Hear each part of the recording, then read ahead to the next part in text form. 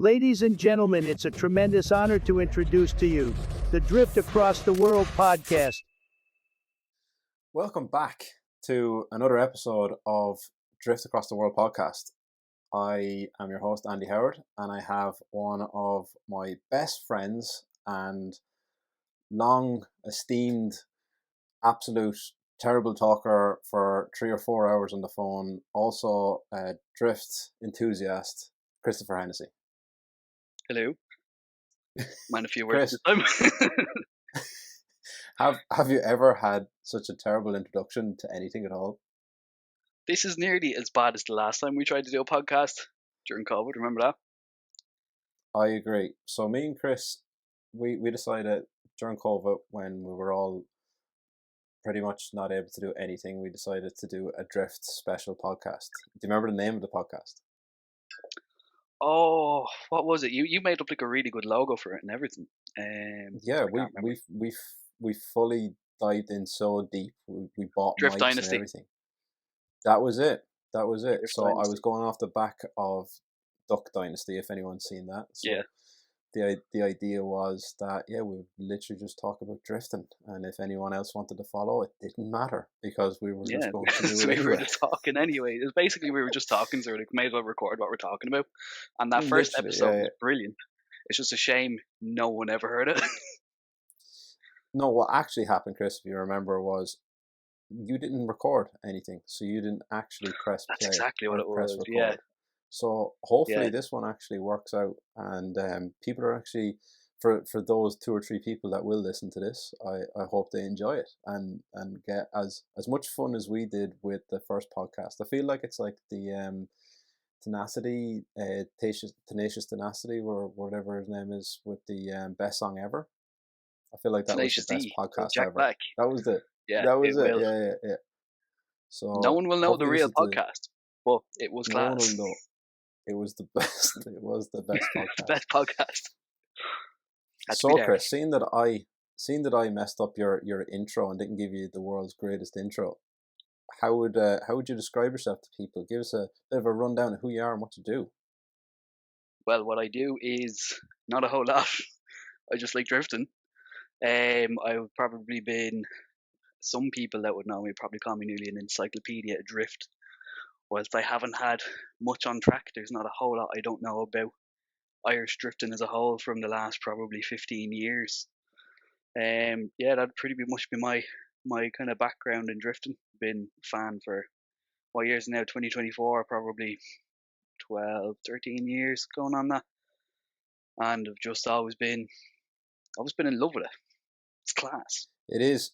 I always think it's fantastic. Even the other day, we were talking just on the phone, and I had a really random question for you, and you were able to just pick it up the top of your head. It was something like, who was the teammate of somebody back in 2018, and you're just like, it was so and so.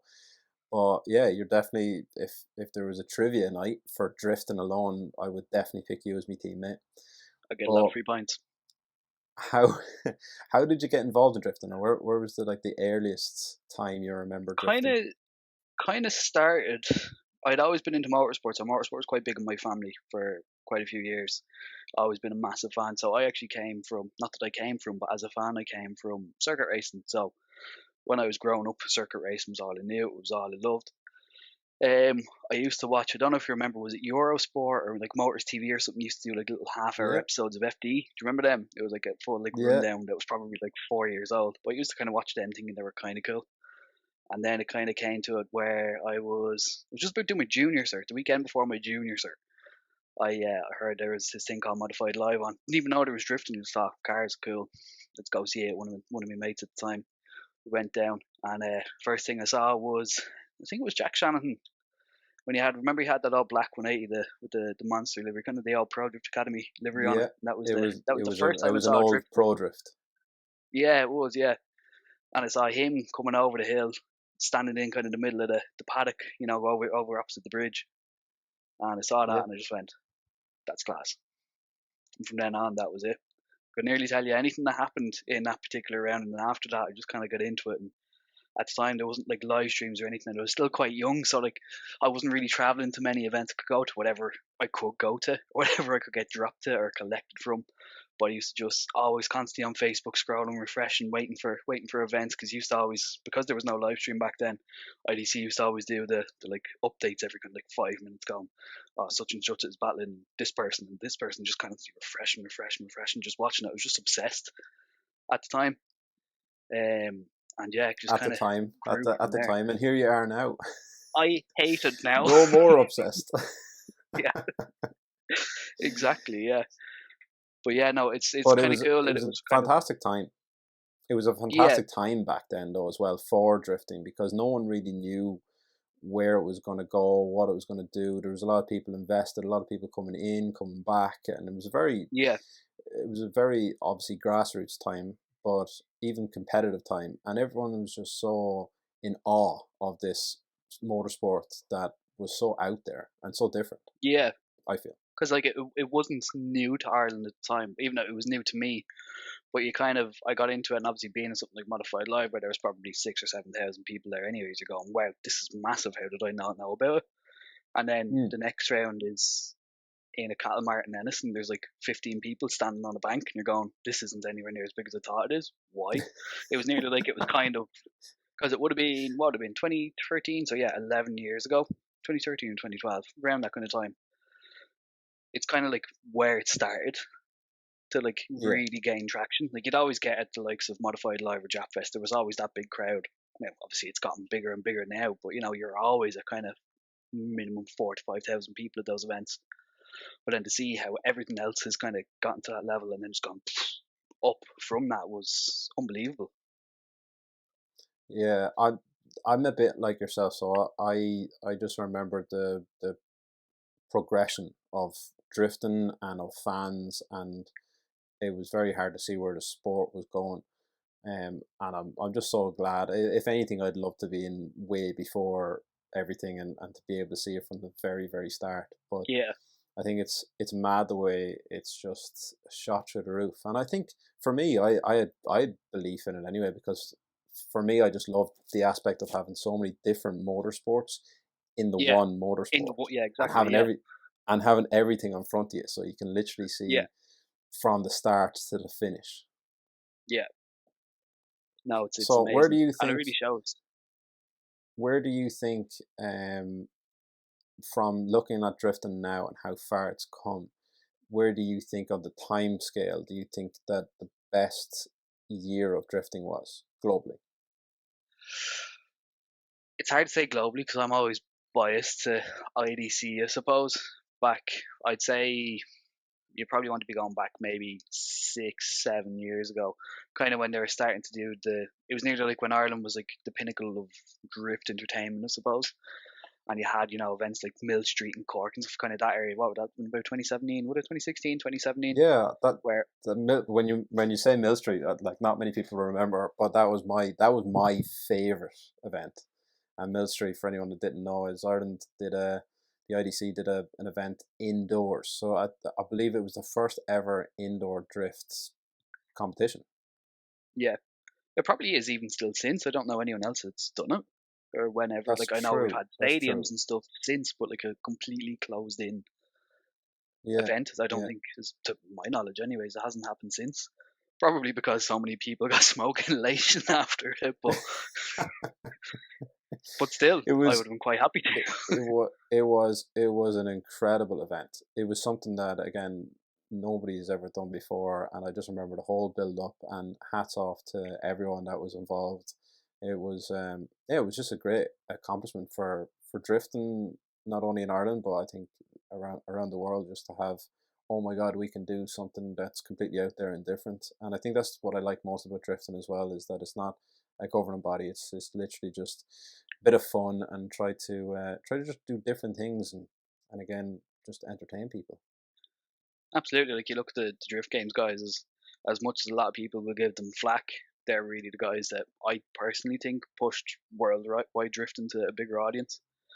Like you look at something like Mill Street, and realistically, that's where those events went from drifting to kind of drift entertainment, like making it an event. It wasn't just about glad to go on sideways. It was the music. It was, you remember they had the lights for, the green over you if you Yep. won and red over. Just simple things like that. The fire breathers, everything. They made it like a massive spectacle.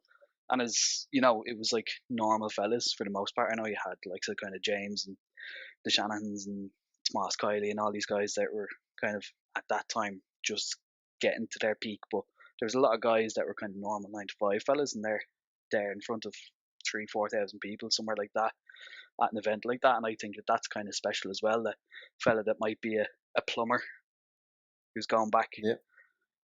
back to fitting a sink in someone's house 2 days later is getting screamed at by Or you have 3,500, or you have 4,000 people. people. You have kids going to school the next day. Yeah, and there was a lot of that. Still is now, but you look at Still what it is. was like then, and that's why I was kind of saying that timeline for me is kind of where drifting was at its pinnacle, especially in Ireland, because it was just before everyone went to this massive global scale, but they were still kind of the peak of their performance. Like if you think of that Yeah. particular round, I think it was it 3 times. There was one more time in the final between James and Jack. Yep. Again, that's probably my favorite battle I've ever Things seen. like that. I think same year was the year that Tomas went one more times with James at Japfest, and the engine blew and coming around the last corner. When you think of things like how close the competition was then, you never knew who was going to win it. Fair enough, it was probably going to be one of a few guys, but everyone at that time as a pro had the talent Yeah, there was to win on any given a day. good top 10. Yeah, there was a good Yeah, top 10 guys in every single round that you had no idea who would win it, and I think that was a fantastic year. But where do you think? I kind of want to move off drifting for a sec, but I want to ask you, where do you think, if you were to name one thing that shot the motorsport of drifting forward, what would you say that would be? that's a tough one. I think it kind of depends on the scale you're looking at it from. If you're looking at it from an Irish scale, it's definitely Drift Games guys. If you're looking at it from a global scale, the likes of Formula Drift, I think the likes of someone like Adam LZ getting involved in Formula Drift boosted that massively. Social media really, like how many videos can you go into TikTok now and see guys in Ibiza or anywhere in Japan on Toge Mountains, or these tracks that we've all looked at on option drift videos for God knows how many years. You can see this happening kind of live any day, and I think just how social media has kind of opened up drifting to people that knew nothing about it. Like even people that aren't into cars now, like how many people can you walk up to now and go, "Do you know what drifting is?" And they probably go, "Yeah." Yeah, Whereas yeah, 10 years ago, that I wouldn't did have that on happened. the street there the other day, trying to Yeah, build up a following, and I literally just asking people, anything about drifting, and yeah, 90% of people have at least heard about it and know that yeah, it's to do with skids or throwing a car sideways. And I do feel, I'm not sure about the rest of the world, but when I was getting involved with it, it was seen as a very hooliganism thing to do. And yeah, not many people understood the difference between doing a burnout, doing a few rings on the road, compared to actually controlling a car pretty much out of control yeah. in designated areas. And not only do that, but get judged on it as well. So there's a whole criteria around it. So we worked together. That's how we met, isn't it, Chris? Yeah, exactly. Yeah, So me and Chris were working in Dublin, and we just clicked straight away with cars. So yeah. we decided we're going to go drifting. And at the time, I had a little MX-5, and you're just like, I'm getting a drift car. I've been too long involved in thinking Yeah, about it that I'm just going to do it. So to just not talk go us and through do it. the whole process of how you got involved in drifting. Basically, I'd always said that because I was the fella standing on the other side, that I had to just go and do it.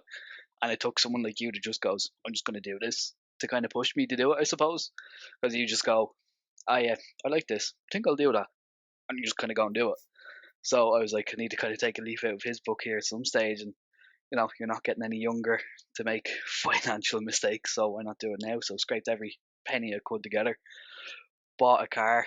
Um, like you, when you had your compact, the two of us spending night and day in Murray Motorsport in the workshop, and Saturdays and Sundays trying to get cars ready. And unfortunately, I didn't have the best of luck with the car, but the experience was unbelievable. Like it was everything you kind of hoped for it to be, and you're going, oh, you want to do more, you want to get better, and it's just it is very addictive because it's like once you go and you skid a corner, you're like, that's cool, manage that, and you go and you skid this corner, but then you link the next one, you're going, well, that's pretty cool, and then before you know it, you're linking a whole track, and you're going, I couldn't do that a few days ago or a few events ago, and you're just constantly seeing your skill progress. And like the way you explained it to me once is like you're not just trying to drift, you're trying to not make mistakes. The drifting is always about correcting your mistake. And if you can drift without needing to correct the mistake, that's when you know you're good. And there's not many people who can do that. I definitely can't, but I think having that mindset makes you just want to kind of push yourself more and more and progress. Yeah, that's nice that you mentioned that, because I forgot that I said that. But Yeah, it's so 'cause we true talk so that much. but yeah, to me, drifting is the thing I love.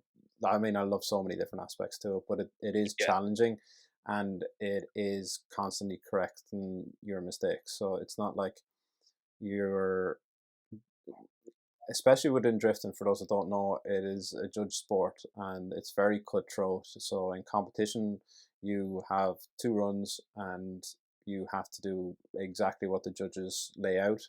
And if you do exactly what they lay out, you get a score out of 100. So you're trying to get the max of 100 points. You have 2 runs to do that, and then it goes through to top 32. So depending how many drivers there is, you could literally just go home straight after that, or your car might not even work. After that, then it goes into battles. So obviously, one goes first and the other goes second, called a lead and chase. And then the judges will say who did the best, and then the next person that did the best will go through to the next round. So it's a very cutthroat sport, and then you have the fun side of it. So I think everyone that's ever lived in drifting has joined because of the fun aspect to it, and that it was yeah, different. And I think that's where I think we need to go back to in high level absolutely. competition. But touching on that, what what do you think would be a cool aspect, or what do you think should change at the top level? Or where do you see it at the moment? Where do you see it being almost too much? It's gotten to a stage where you can really see it in drift masters with the likes of people using Velinos, um, and getting to these stupidly soft compounds, semi slicks. That Felinos are tires, by the way, for those that don't know. yeah, yeah. This episode sponsored by Velino. uh, they're awful. um, yeah, getting to a This stage where episode they're is not making the sponsored. cars, Oh but it yeah, I can just be. want to know But it can be. it can be for a low price of getting me from Melbourne to Ireland. Yeah, but they've made cars to a point where they are pretty much undrivable. And whilst that's okay when you're in a lead position, when you're in a chase, I think it is ruining the chase quite a lot. I don't want to get too much into detail, but I feel like the cars are that undrivable. It is nearly physically impossible to get close to someone because you can't anticipate what they're doing because your car is so gripped up. You can't make changes or corrections where you can't just have a dab of handbrake here because you come off boost far too quick because you have so much grip that you can't come back on and you straighten, or you can't left foot brake, that little bit more to get you closer or to give you a bit more angle because you have that much grip your car can't do it. They're getting to kind of the physical, or I suppose, yeah, probably would be the physical limits of what the cars can do. The other Yeah, side of that is I if you look at the completely likes of agree. something, yeah, if you look at something like the likes of it, like I don't think competitive drifting can get any, it can't really get much quicker. I think it needs to be dialed back a bit to bring the quality back into the driving.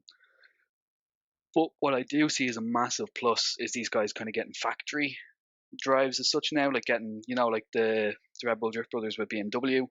You have the guys in FD with Toyota, the Papadakis guys and stuff. The guys getting the brand new GRs and Supers and stuff. I think all of that is fantastic for it.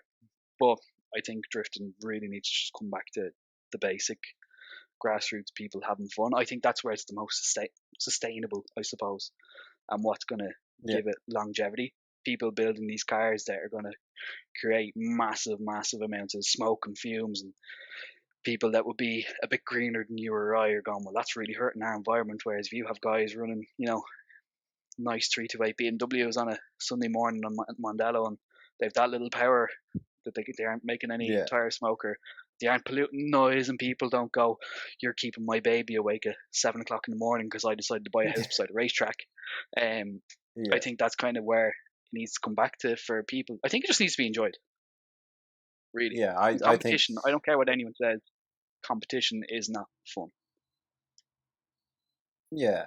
Like again, there's so many debates about this at the moment, and I mean, we can probably debate about this for 2 hours of what we think, and I'll touch upon a few points that, for me as a spectator, I loved the Irish Amateur Drift Series that went on, Yeah, and I think that to me, you didn't know anybody. Everyone yeah, had like very very amateur cars, and like you have no idea what's going to happen. Like through yeah, qualifying up to who's going to even make it into the top 32. Like so, it's yeah, for me. The Irish Drift Championship, Irish Amateur Drift Championship was just extremely entertaining. But my question to you, yeah. Chris, It was. if you could change the tire rule in competitive top level competitive drifting, do you think it would make the for viewers the entertainment value? Do you think it would make it hard to judge and hard to watch? Because if it's really hard to judge, therefore it'll go a couple of one more times, quite a lot. Um, I'll I don't just know. explain for people that didn't understand that. So if you have fairly the same tires that are that are not all gripped up and really really soft, then you're able to be with the lead car, so you're able to chase the lead car with closer proximity. Therefore, it's really hard if you're doing what the judges' criteria is. It's really hard for the judges then to make a decision of who actually did a better run. So it needs to go down to a one more time.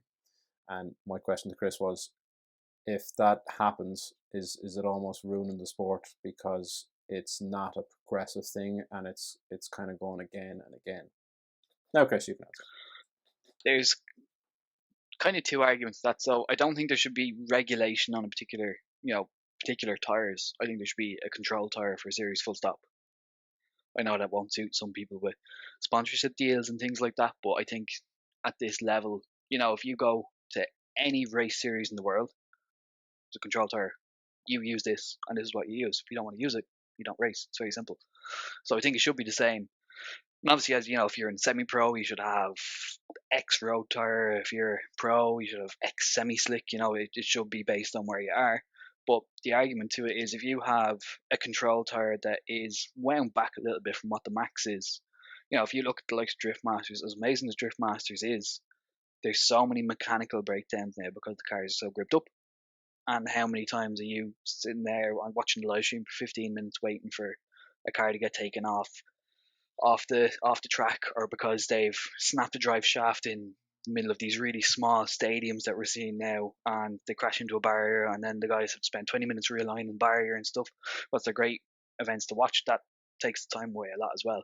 And I know that's why they've taken away 5-minute rules and all this kind of stuff to try and keep the show going. But if they did wind back where they are with a tire, you're gonna have a lot less mechanical issues, and the battles are going to be that bit closer, where people are going to have to learn what the rules are to be able to make their own decision as to whether they think judges are right or not. So people are going to get more informed, and are going to get better knowledge of how drifting works and what the criteria is. And maybe people will be more interested in learning what the criteria is because they're being forced to know it, to watch it.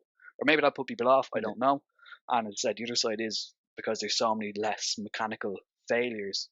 Going one more time, 4 times in the top 16, it's still going to be less time than you'd take for, like, if you have a top 16 battle in Drift Masters now, more than likely you're going to have 2 mechanical failures, being mm, realistic, yeah, or a crash, which is going to take a lot more time than 4 one more times, which is additional entertainment you're getting.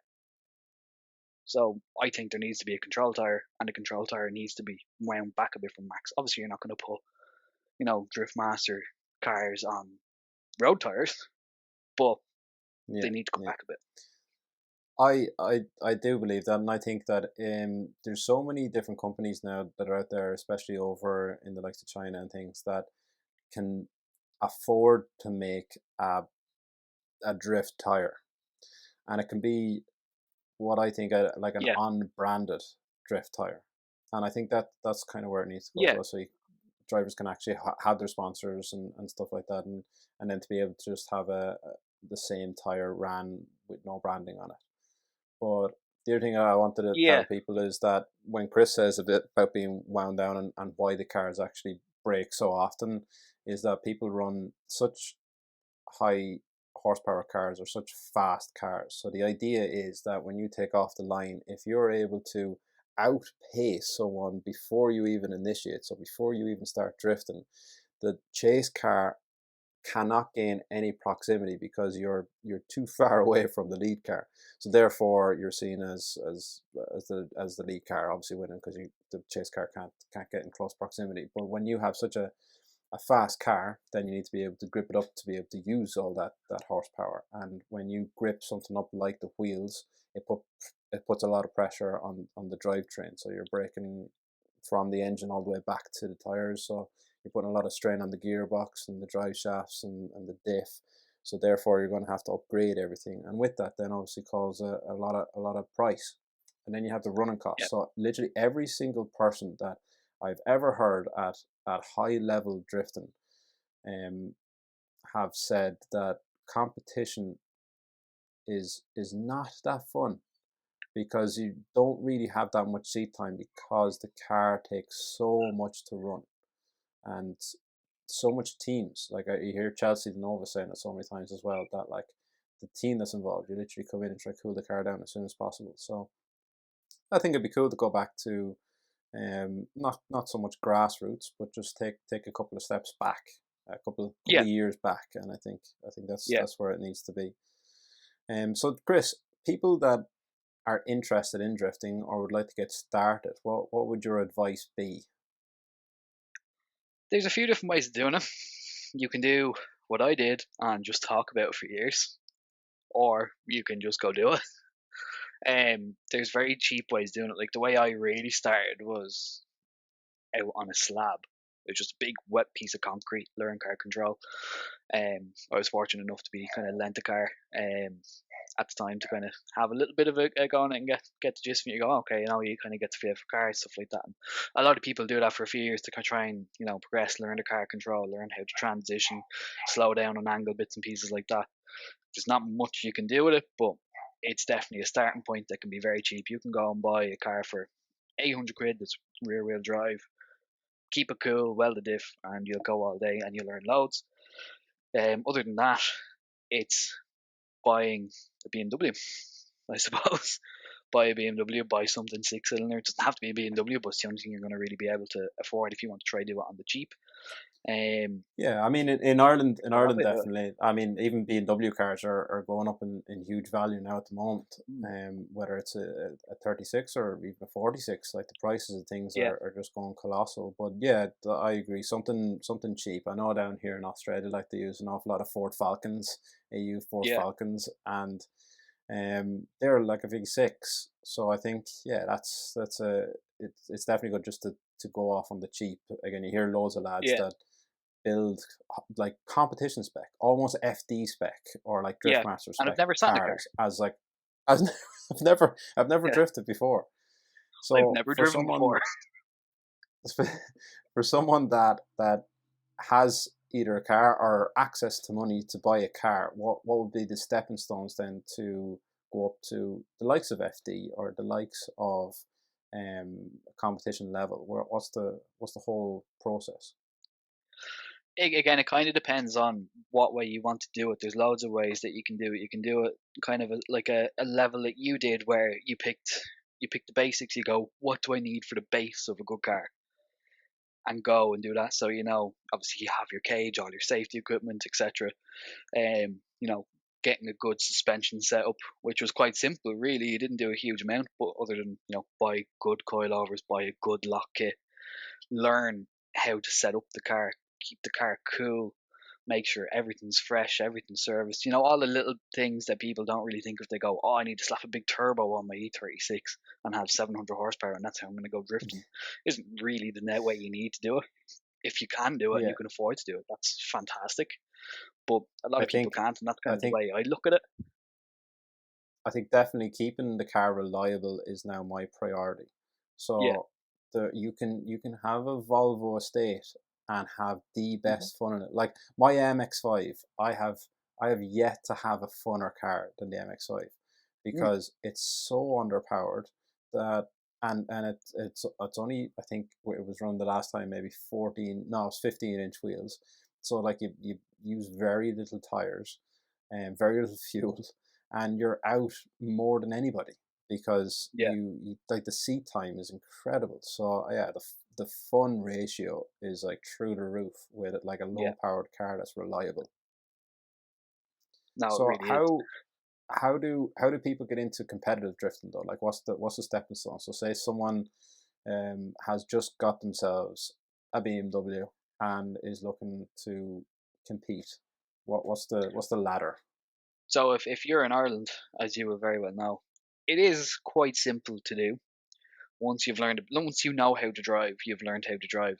You can go and do so. Before every season, they have a licensing day essentially, where you go and you drive for the day, and you basically do nearly like qualifying runs, where you can go, you do, the laid out the layout they have for the day, and they nearly kind of judge you off that. So they tend to have a certain amount of licenses they can hand out. So depending on where you rack up, you get a license or not. Essentially, to be fair, I think it is rare enough that people don't get the license. Once you show your But kind of before the license, say that you have a car and you yeah, don't know how to drift and you want to be able to learn how. And thankfully in Ireland we have a fantastic setup where you can go to the likes of a slab, but you can also go to yeah, Mondello, and you don't even have to be in your own car.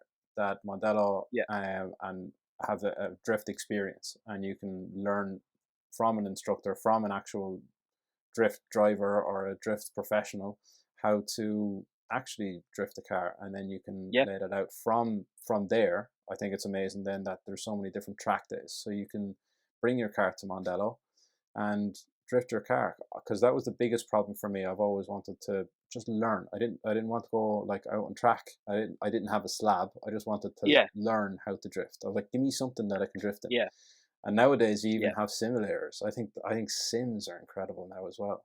So me Oh, personally, I absolutely, would yeah, literally, if you cannot afford a car, just get yourself a sim. yeah. And look, you're probably going to spend to get something that's worth using. You're probably going to spend, 1,000 to €2,000. But €2,000 is not going to buy you a car. And also, once you buy the Not sim, not that's nowadays. it. Yeah, but that's it. Like you Yeah, don't. It's not like you have to put tires in the sim. Putting fuel in the sim. Sim's not breaking. Well, I hope it's not breaking, but it's going and to break and an if you awful lot less if than a you car. if you crash, just press restart. But Exactly. I was one of the instructors for drift games, and doing the drift games experience in Mondello, tutoring people how to drift, and it was amazing to see kids that have never driven an actual car before, and because they had a simulator, hop into this Nissan 350Z and just drift it, just be able to Yeah, put it into a corner, pull the handbrake, let go of the steering wheel, and then get onto power and feather it around the corner. And yeah, that to me was just astounding to go like, I do not have to teach you how to engage the clutch and how to put it into first gear and come off the clutch nice yeah, and simple. And these kids like it definitely helped for me as well. Like the sim. Now my sim, I believe I had the cheapest sim in the world. The most expensive thing that it cost me is probably the wood that I used from the frame. good quality so hardwood. so I robbed uh, a rally seat, got a bit of timber. I used an old laptop, and I swapped. I just remembered now. I swapped my MX-5 hardtop that came off on the road. The wind took it. It went off, blew out the back window, and I swapped the hardtop for Niall Murray's Logitech G29 highly or whatever it advanced is. simulator. So, but that was amazing because for the IDS we got sent the tracks, like the layout of the tracks, and you just upload them, and then you're able to actually Yeah. drive on those tracks and know where the layouts is. So yeah, my advice, and in Ireland anyway, is to just start, as Chris was saying, just start and do as many track days as possible. If you can't do track days, go down to Mondello and learn how to drift. Yeah. It's not your car, it's not your fuel, it's not your tires, and you get taught by an actual instructor and an actual drift professional. And then yeah, just try to do as many track days as possible. Go out and get your license, and then once you have your license, you can go out and compete. And I think that's a really, really nice stepping stone. You can No, be it is. cool Yeah, like it's us. constant progression. It is, and I think that's really cool, because when I was first interested in it, I literally had no idea. I even remember getting, I think it was my ma. I think my ma rang Mondello to go, can my son go drift? And how much is it to rent your track? So 5 what? yeah. So yeah, to have that progression now, I think is really good. Yeah. So another question, Chris: if money wasn't an option at this time, and you were to build just a track car just to have fun in, what car would it be, and what engine would you run? Hmm. I think there's a few options. Now, you're gonna have to edit this bit out because I need to go to the bathroom. I've been trying Right. to hold it, so I don't want to start answering the question and then break focus. We'll pause it. We'll pause it here. We're right back after this initial Back break. at this commercial break.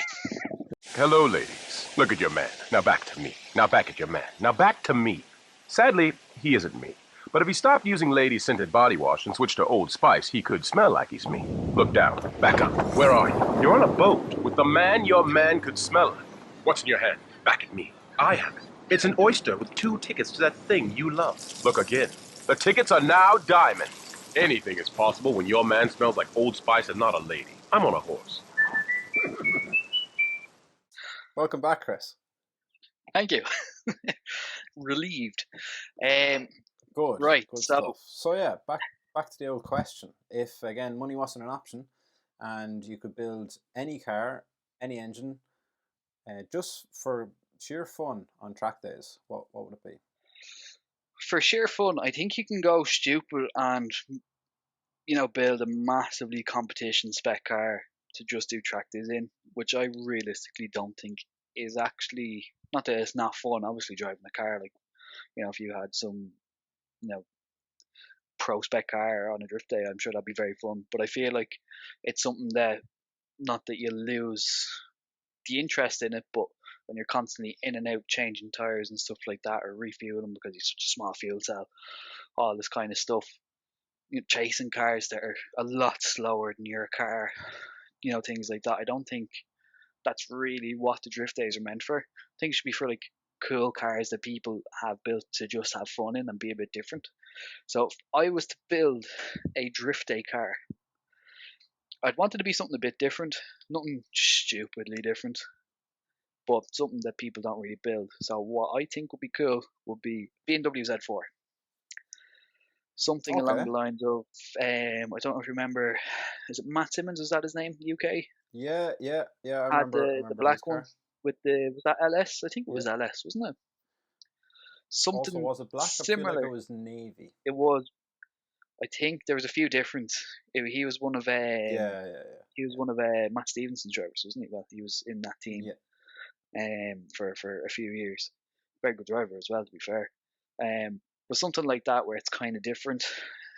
Something along the lines of a BMW V8, like a 4.4 kind of V8 out of an old 740, like something that doesn't take massive money, but you still have enough power to have fun in. Build it a little bit, put a cam in it, bore it out, whatever. Something kind of 400 brake horsepower, reliable, that's different, big GT4 style kit, like the Z3 GT4 car. You probably Yeah, know yeah. the Falcon one. Remember, you'd always see it kind of with James Dean and I stuff, with Nürburgring and stuff. yeah Yeah, that kind yeah of style, something that you don't see in drifting. Something looks like a full-on race car that's just drifting. I think something like that would be cool. yeah. It doesn't have to be anything I crazy, but different. we were talking about this off camera there, like maybe 2 weeks ago, of like time attack looking cars drifting. They look unreal. I think, like, apart from every single body panel might just get ruined, but it just looks so cool, and to see one of those things going sideways, I think It looks aggressive. that's a pretty cool look. It looks Yeah, aggressive. It looks fast. it I does. think And it's probably slow. I think McNamara has, like, Darren has, like, a kind of a look that I feel is Yeah, close to it, with the big wings yeah, and stuff. I think definitely. Dave Egan is doing a lot there with The Corvette. the Corvette. Yeah, sorry, the Yeah, Corvette. I think that looks pretty cool. yeah. But yeah. So, Chris, last question. What was your favorite drift related moment? My favorite drift related moment was definitely my first drift day in Mondello, where I was driving on 5 cylinders without a notion I was driving on 5 cylinders all day, getting frustrated, going, the car's slow, me thinking it was me. I'm just not doing a great job. And it was probably halfway through the day, and I went, I'm not going to keep going up to a corner, handbraking, and going slower through that corner, and just handbraking to go sideways again. I'm going to go in here as flat as I can. I'm going to flick it, and I'm just going to stay pinned, and I'm going to be aggressive. And in that, I came. It would have been the kind of the global warfare layout of Mondello, which, if anyone who's ever done it will know what that is. It's basically Mondello reverse on the national track. Came down to first corner, flicked it, pinned, everything fantastic. Out across turn two, out nice and wide, perfect. Came up to the hole in the hedge. Everything went great. I was like, this is unbelievable. Came up over the hill. First time I'd done it properly, realizing how scary it is just being able to see the top of the grandstand and pulling the handbrake and going, this is what everyone says you're meant to do. So I just did it, and just everything just went right. And it was like, once you Yeah. pass the cones, the shut off cones, you're going, did I actually just do that? I was punching the roof and everything. And it was another case of me having a GoPro and not actually having on record. So I actually thought I had my whole reaction. I was like, this is going to be a great video. Actually, no, sorry, that is a lie. I did have it on record. I didn't have a memory card in it. That's what it was. Chris, you're some man. Well, hopefully you'll have this all recorded now. Well, I was kind of hoping you did. Well, look, Chris, we'll leave it there, because people will be, hopefully, if they're interested, be listening to this, and fair play to them, for a whole almost 45 minutes. Of But just I geeking out. really appreciate. Really, say that again. Just geeking out a little bit. Well, look, thanks very much, lad, for taking the time, and I'd My pleasure. like to possibly do another podcast with you, because you're a good dude, and you have so many facts about drifting. But thank you so much again, and No, I'll chat to you soon, lad. absolute delight. Talk to you then. Good luck.